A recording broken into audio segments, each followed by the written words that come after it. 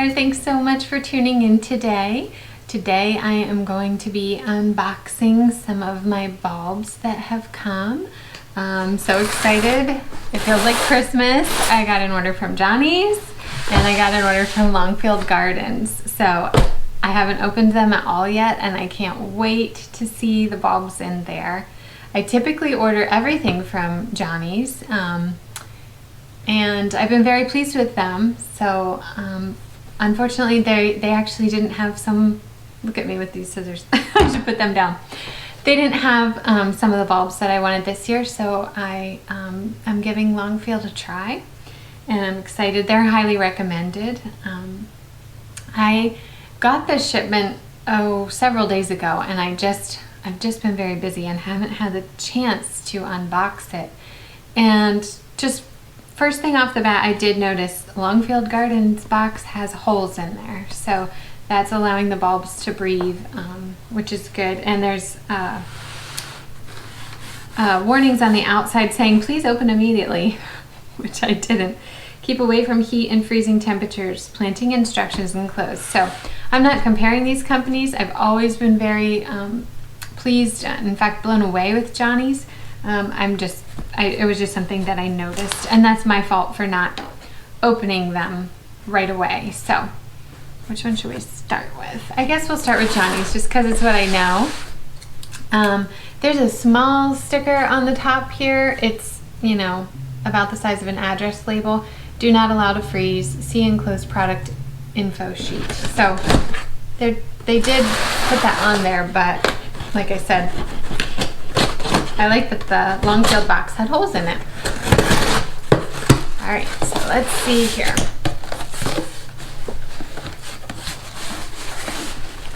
Oh yes. So, okay, there is a daffodil and tulip production guide sheet. Oops, sorry, I can't see.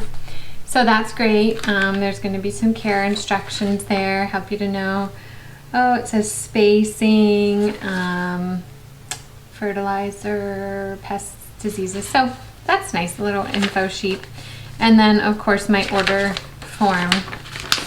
So I typically order a lot of tulips. I have not ordered daffodils, actually from anywhere. I have a lot of daffodils, but I mostly have gotten them, I guess from other growers in the area. You know, daffodils multiply, which is a big reason I'm investing in more of them.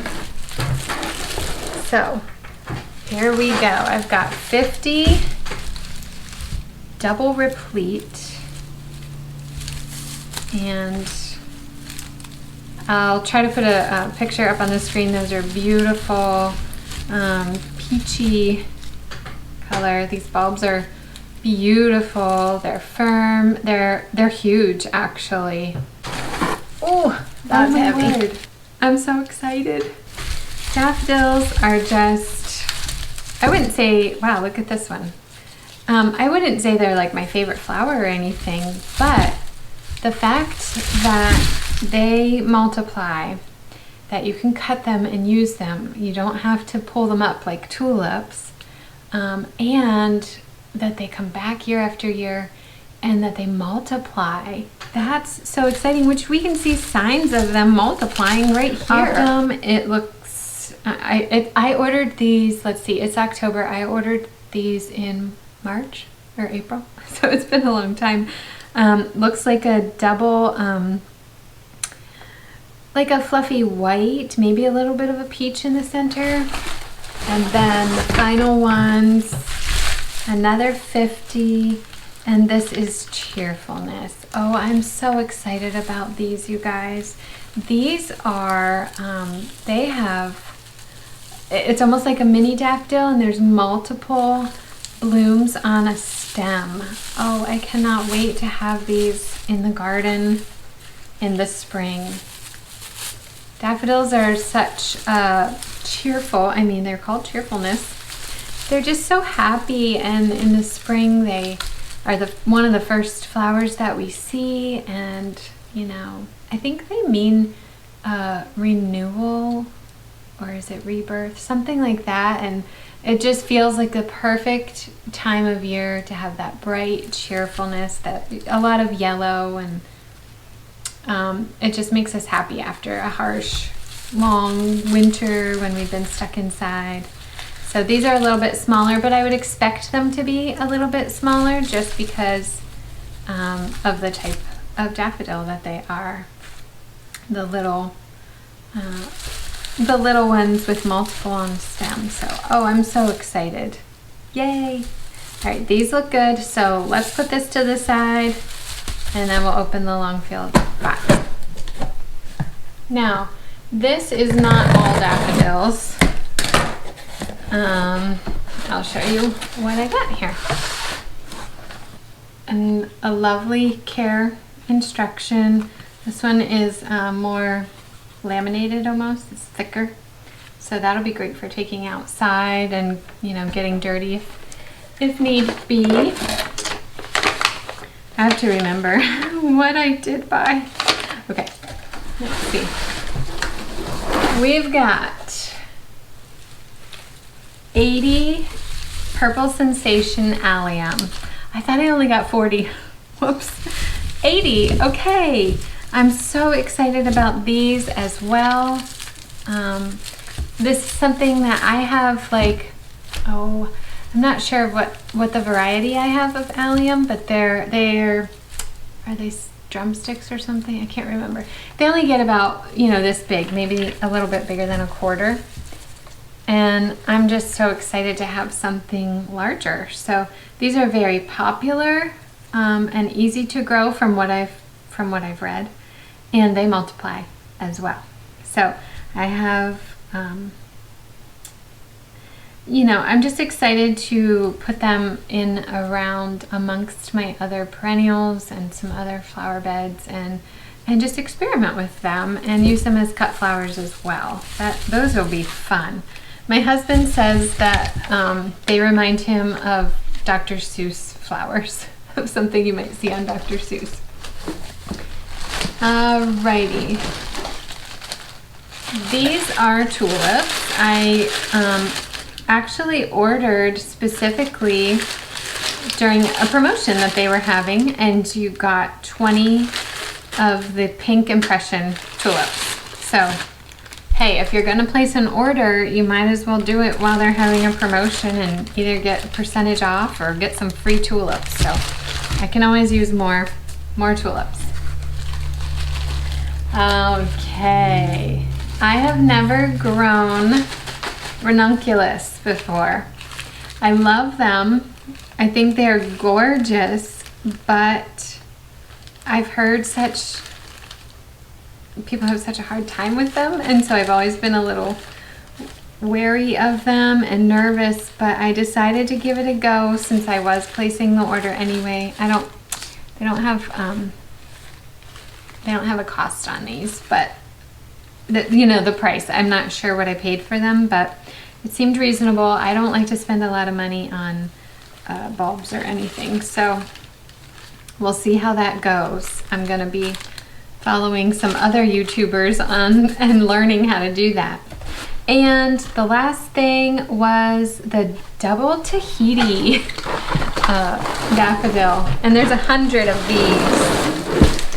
So that brings me to 250 daffodils. That's not that many, actually. I mean, I've heard of other farmers, doing thousands. So that's actually not too many.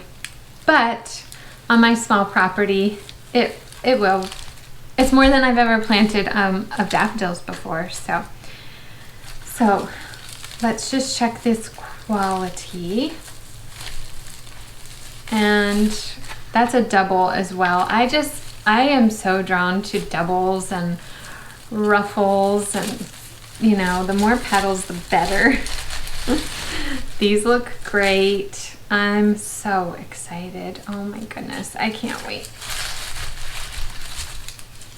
Yay, it's bulb season. We're gonna get these planted, and I'm gonna take you outside and ask you to weigh in and help me decide where to plant them.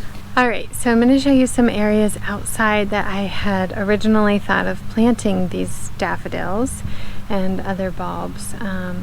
You know how sometimes we have these grand plans and life gets busy and it just doesn't happen? That's what happened in this new garden bed this summer. If you remember, this was going to be all of this grass we were going to replace with mulch and dirt. I was going to use the cardboard method here, and then my sweet husband and son got this huge pile of rocks, and we were going to make a pathway through here and just eliminate the grass because I wanted more growing area. And we planted the plants, but that was all the farther we got. So the rocks have sat here all summer and now into the fall. It is still the plan. I still want that garden area here, and my thought was if we could get moving, that we could make our pathway, have it slope down here and then back up, joining into the little bit of pathway we already have over here. I don't know if you can see that. And then wouldn't it be pretty to plant the daffodils and maybe some of the allium too, just all along the pathway. So in the spring when you're walking through here, it would just be blooming with daffodils. So that was one idea. And let me show you another idea. If you remember earlier in the spring, we did create a peony garden. And so we have a pretty big section here of our garden that is just for peonies. And while I love peonies, I have thought, you know, this is a lot of growing space here, and the peonies aren't huge yet. I've already cut them down, but hopefully you can see we just have a section here, you know.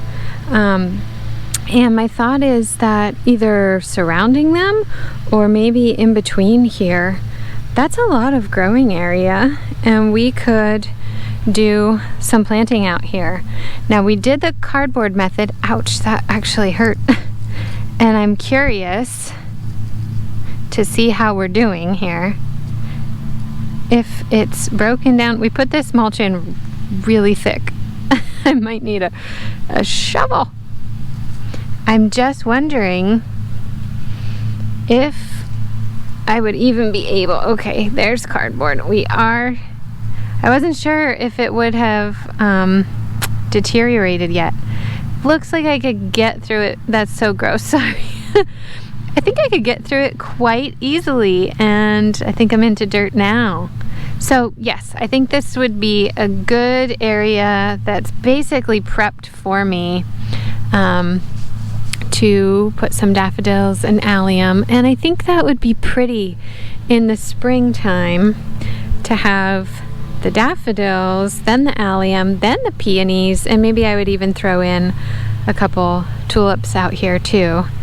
Another thought, I was thinking of maybe adding some coneflowers so that even late in the summer I have some color out here and some growth.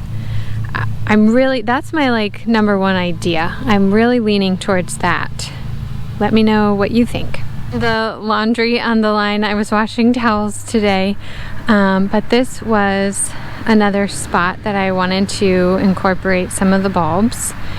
This is Tess's garden.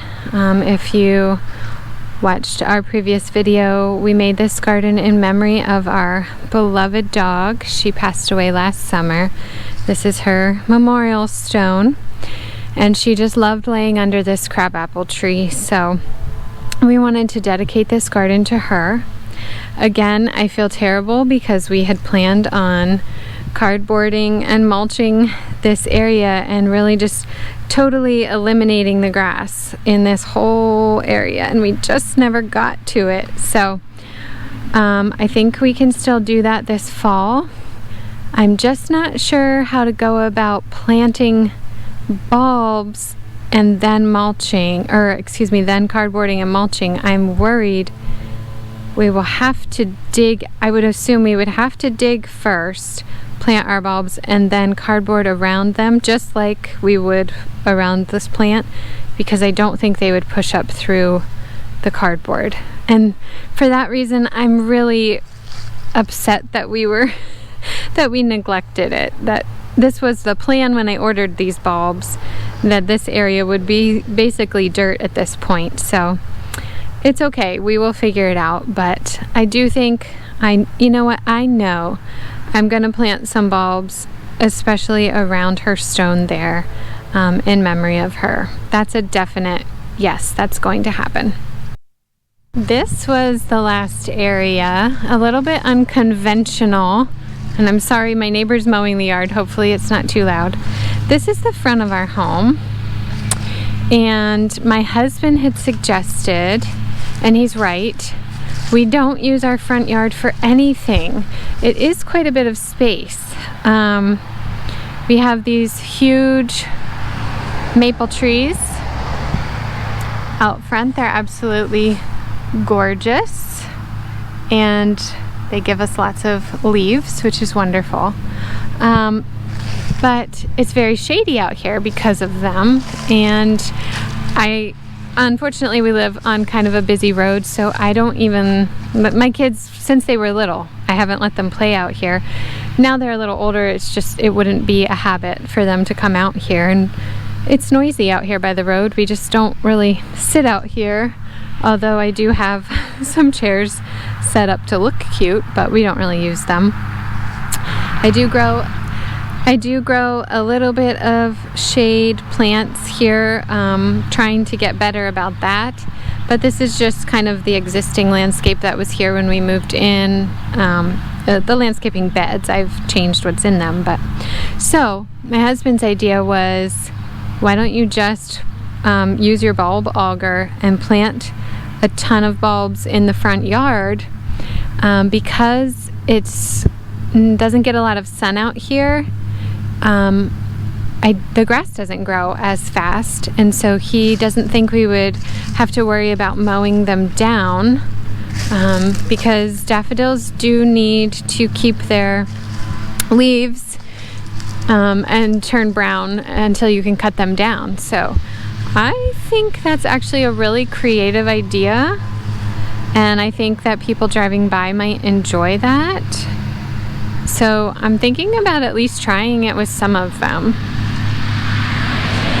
So those were all the ideas and options that I have.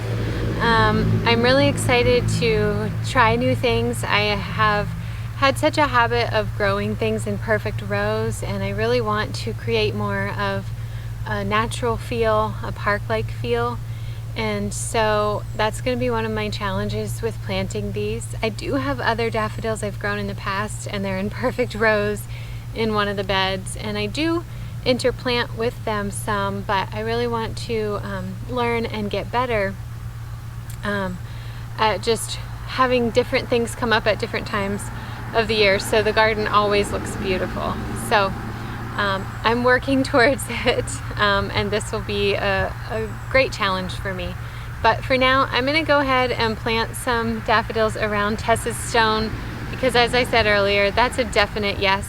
She's definitely getting some of our daffodils. So I'm going to get started on that. Thanks so much for watching, and please comment what you think, where you think the best place, or maybe where you've enjoyed your daffodils. And thanks again for watching. I can't wait to hear from you. Have a good day.